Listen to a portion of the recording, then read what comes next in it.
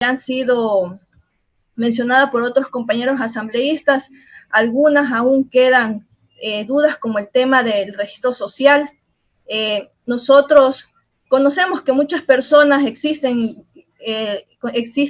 las quejas que muchas personas tienen una condición de vulnerabilidad, están dentro de la línea de pobreza, pero no están dentro de este registro social. Por ello, es necesario que conozcamos cuál es la metodología que utiliza el registro social para poder determinar quiénes están o no dentro de esta línea de pobreza. Como representante de una provincia fronteriza, me permito mencionar que uno de los graves problemas que atraviesan las poblaciones de frontera del Ecuador no solamente es el abandono de las acciones e intervenciones de las instituciones del Estado Nacional, sino también la escasa o nula coordinación que existe con las autoridades locales y las comunidades.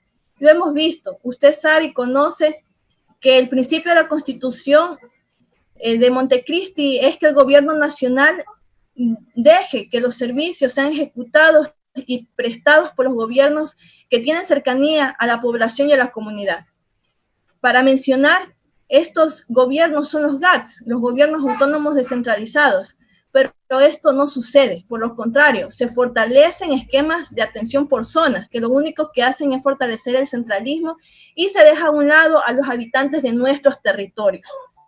La primera pregunta es: ¿cuáles son las acciones que el ministerio a su cargo ha emprendido o ha realizado para que los programas y brigadas sean ejecutados con la participación de los GAT en territorio nacional? Esto hablamos en el tema de las entregas de kit. A nosotros aún no nos queda claro, y específicamente en el oro, tenemos acciones individualizadas. Hemos visto en redes sociales, o será una tendencia de que todo el mundo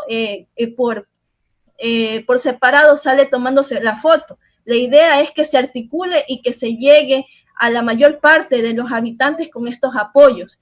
Estaba conversando con dirigentes de los pescadores artesanales. La provincia del Oro tiene el archipiélago de Jambelí, que cuenta con una serie de islas donde vive población vulnerable.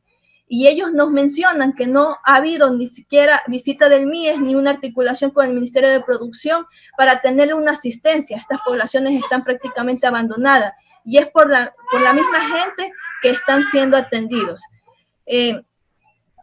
También queremos saber cuál es el presupuesto que durante esta emergencia el Ministerio ha destinado para atender exclusivamente a los sectores sociales del territorio de frontera.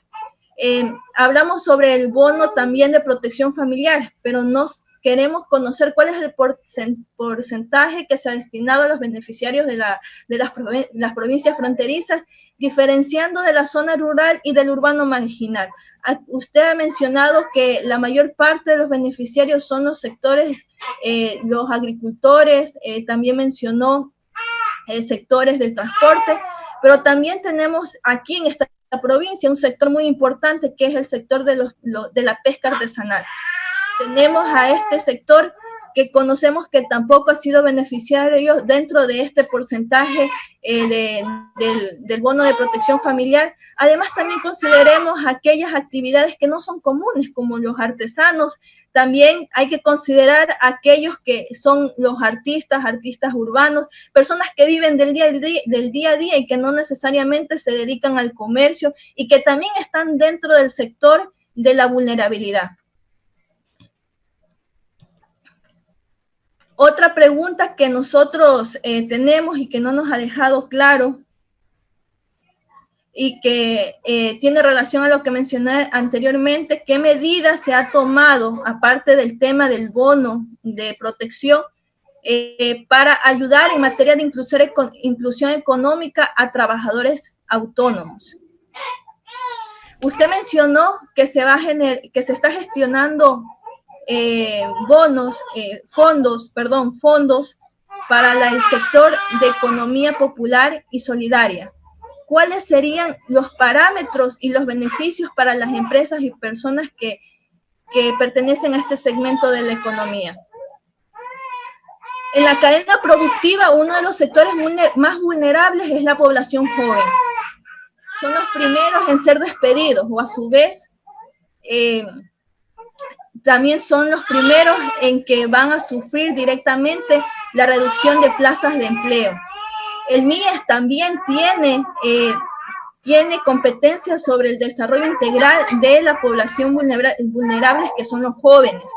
He visto en todas las intervenciones que nos hemos olvidado de este segmento de la población, que normalmente tiene dificultades para encontrar trabajo. Si encuentra el trabajo, son los primeros en ser despedidos, son los que no reciben tampoco un salario acorde a su trabajo.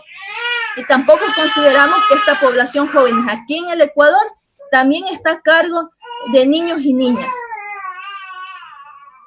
Necesitamos que usted nos informe sobre las medidas de protección a jóvenes en materia de inclusión económica y social, sobre todo de aquellos que están educándose y de quienes contaban con un empleo antes de esta emergencia. ¿Cómo se ha coordinado con el Ministerio de Educación y del Ministerio del Trabajo? ¿En qué medida? ¿Qué medidas se aplicaron desde sus competencias? Además, una pregunta que me surgió cuando usted mencionó sobre el tema de los centros de desarrollo infantil. Queremos saber qué porcentaje o cuántos niños han sido beneficiarios, porque usted mencionó que se les está entregando alimentación. Queremos saber cuántos niños, familias de los niños, se ha beneficiado con la alimentación en este periodo de emergencia, y además, cuál es el protocolo que sigue el MIES, sobre todo en las provincias de la costa. Sabemos que las provincias de las costas son una de las más afectadas en esta emergencia sanitaria por el COVID. Una pregunta también que nos lleva sobre el tema de los niños, niñas y adolescentes es qué trabajo su ministerio ha realizado en coordinación con la Cancillería para saber la situación de los ecuatorianos varados en el exterior y sobre todo con los niños, niñas y adolescentes no acompañados. Sabemos que el tema de los subsidios son temporales, pero no son temporales. Esto es por la emergencia, pero también queremos saber cuáles son las acciones que se están planteando desde su cartera de Estado a largo plazo para evitar que las brechas de pobreza y extrema pobreza se extiendan. Eso, señor presidente, señor ministro, muchas gracias. Las inquietudes del asambleísta por la provincia de El Oro, Andrea Yaguana. Varias fueron las preguntas que han sido planteadas al ministro de Inclusión Económica y Social.